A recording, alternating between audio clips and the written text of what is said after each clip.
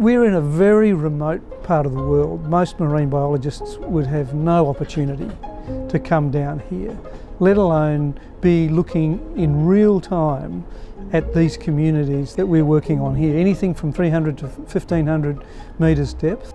I lead a small group that's focused on getting images of the seafloor. Oh, look at that.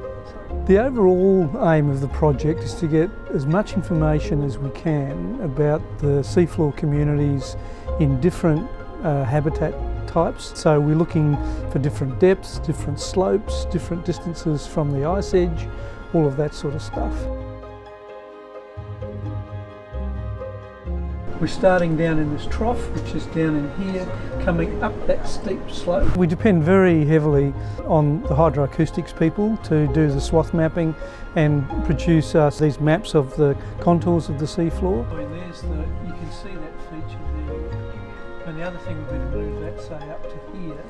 Yeah. The way it works is that we decide where we're going to take the tow. The ship is parked. We drop the camera straight down and we stop it just before it hits the bottom. 1.1 knot, that's just perfect. And the camera's really stable. So we don't actually touch the bottom at all.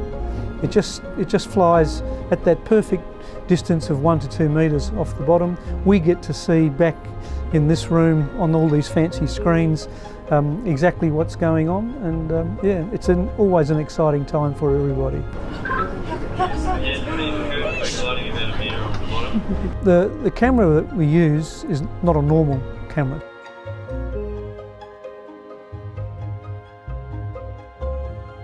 It's actually 2 cameras, and it takes stereo pairs, which basically means we can see these communities on the computer screen in 3 dimensions. It's a big unit that gets towed on a wire with electric cables back to the ship, so that we can see in real time the images that are coming from the bottom back here in the comfort of the PSYOPS room. Generally the diversity is pretty high, and in the high diversity sites it's absolutely astonishing. Echinoderms, which covers sea urchins, sea stars, the feather stars, the crinoids, sea cucumbers, brittle stars. The diversity across those groups has been absolutely fantastic to see. To be looking at those communities in real time in this place is absolutely fabulous. And that's science in action. That was literally what we're here for, and like finally seeing these animals in their natural habitat, like we've never seen it here before. Like, whoa. Oh my gosh, breathe, Nick. Breathe. We're collecting 2 images every second. We'll probably drop it back to about an image every 30 to 50 metres. We then lay 100 points on each image, and we identify exactly what is under the middle pixel of those 100 points. Analysing a single image can take up to 2 or 3 hours. So one transect can take at least a week to do properly.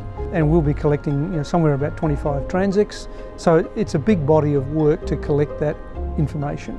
And we do extract quite quantitative and exacting data, and they basically feed these statistical models that enable us to predict the distribution of biodiversity, so species, communities, vulnerable marine ecosystems right around the continental shelf. Once we have that information, it's fantastic information to feed into these statistical models to produce these predictive maps.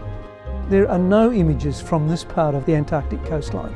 So this is complete voyage of discovery stuff for us, and it's an enormously important step in building these models to produce these maps. These maps are the first of their kind for Antarctica, so they represent a major step change in the sorts of information that's available to policymakers and to those people who are charged with managing this very special place.